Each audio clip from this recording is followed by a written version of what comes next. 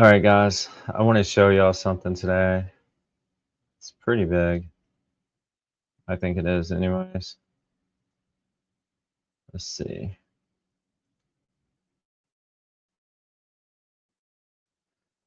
So if we look at, so I was just like thinking, I was like, why would BAM Franchising Inc. create register a new business with Utah 8 days ago? Why would they do that? And then I got to looking and I realized there's a big problem, a huge problem. So the problem is that if you type in BAM Franchising Incorporated, so Bricks and Minifig is a registered business of Utah. They've been conducting business as a registered business of Utah the entire time they've been in business, right? But there's a problem. For the last 5 years, this business has been dissolved.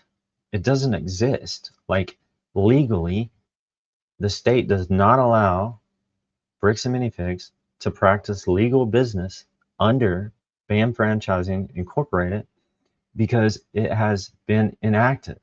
It hasn't been an active business since 2022. Right here. That's huge.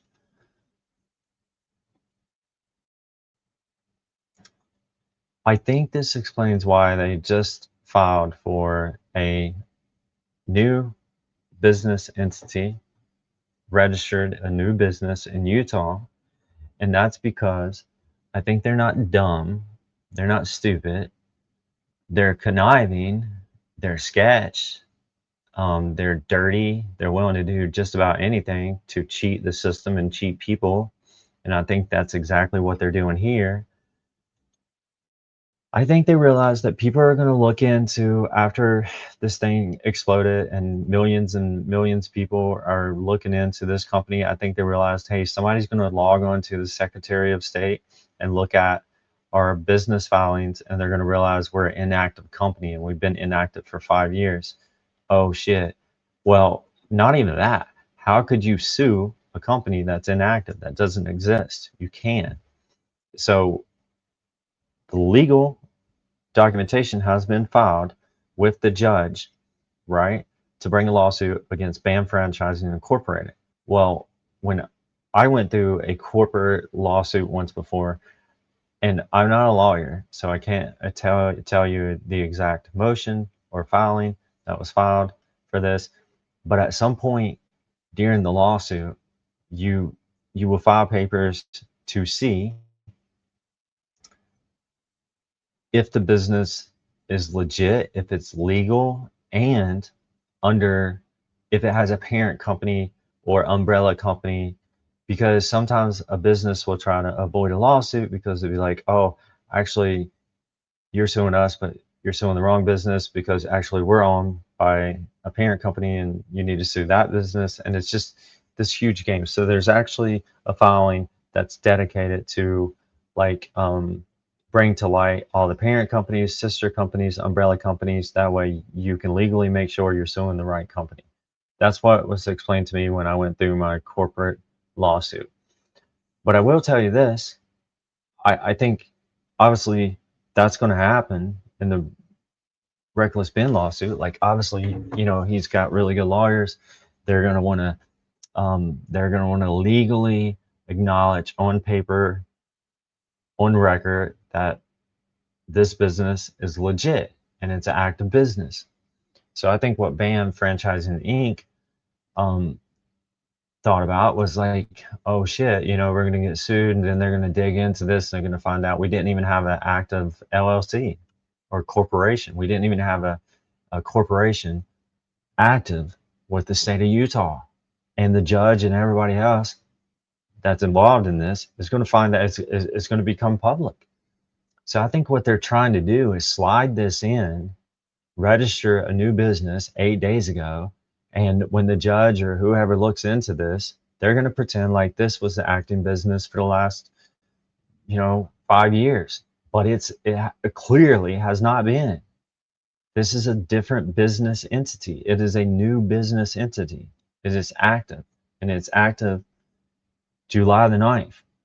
So its liability starts from July the 9th. It cannot take any liability for anything, any business transaction that happened before that. So for the last 5 years, it cannot take on that liability because it didn't exist. This is a new company, even though it's the same name, it's a new company, it's a different business entity. So it's a new company, it takes on new liability, and the liability it takes on starts July the 9th, 2026 at 12 a.m. I think this is their way of trying to be sly and sneaky and conniving. I think they're like, oh shit, we got to make sure we got a legal active business in Utah. Let's go ahead and create one and maybe people won't notice. But here it is. For the last 5 years, you have an inactive business. So one, how can you write a legal binding contract and have people under the perception that you have a legal registered company in Utah? And to your franchisees that signed this contract, they signed a legal binding contract with the company that you have registered in Utah, but yet your company's inactive and it's not registered. Therefore, the contract is breached from the beginning. It was not an accurate contract. And not only that, like, you had parties sign the contract knowing that the contract had inaccurate information, and the most important information that was inaccurate was the fact that your business wasn't even active. That's huge. That's like fraud. That's illegal. So I mean, if I'm correct, this is my speculation. I'm not a lawyer, but let's say this is correct. They didn't have an acting registered business in Utah. Therefore, that business cannot take any liability because it wasn't active. It wasn't a business. So what does a business do? It protects you from being personally sued. That's why we start a business, is when you conduct business under a corporation or a limited liability company, that company will take the liability of a lawsuit and protect your personal assets, in most cases, from being taken during a lawsuit, because the company will stand good for it, the liability.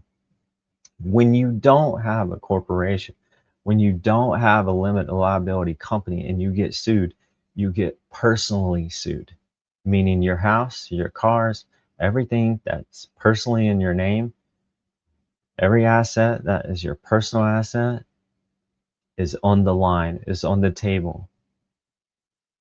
You can be personally sued. In my opinion, based off of my experience, and again, I'm not a lawyer, my opinion based off my experience, the leaders of Bricks and Minifigs at this point can be personally sued, because I don't see they had an active registered business. They didn't in Utah. I mean, unless I'm missing something here, but BAM Franchising Incorporated, expiration date 2022, was dissolved. And the reason why a incorporation or a LLC gets dissolved, I know because I have one, is because if you don't file, most commonly, if you don't file your annual report yearly, that's why it's called annual, yearly, they can dissolve your business. Now here's the catch. They don't do that until you're 2 years late. So look at when the business started, 2020. Renewal date, it renewed in 2021.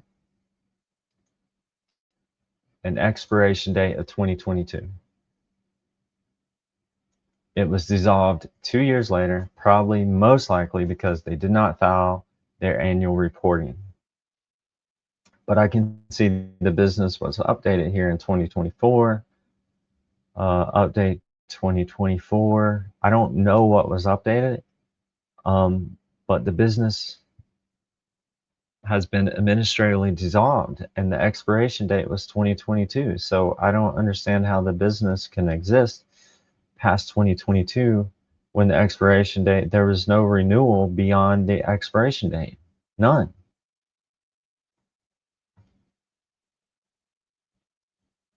So let's just dig into it here.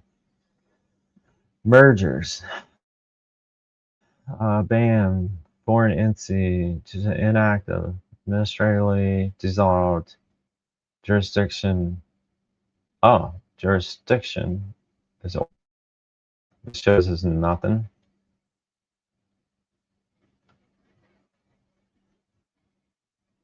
Name history. I mean, all this is expiration date is 2022. To me, they haven't had a legit business since 2022, 5 years. Now, here's the thing: that business can still exist, and it can run very limited operations. Like it can pay off its debt, it can close its business, but it can't continue to give people the falsehood that it is an active business doing business as a corporation when it has been dissolved and inactive. That's what it can't do. And I'm assuming because this has an expiration date of 2022, it was dissolved in 2022. Otherwise, it should be stated on here for legal reasons. This should clearly be documented. If it was active beyond 2022, it is very misleading that it is not clearly documented on the state website as to when the business was dissolved, because that's very important. It tells you when the business carried its liability. And I cannot imagine in a world that this business was active beyond 2022 without any legal documentation saying it was. So the way you read this, the way I read this, the business was active in 2020. It renewed in 2021. It expired in 2022 and was never renewed. Therefore, it hasn't been active for 5 years.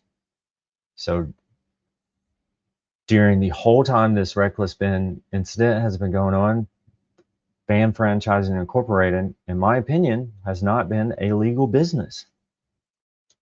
Therefore, again, you can't legally sue them. You got to personally go after the people that pretended like they had a legal business.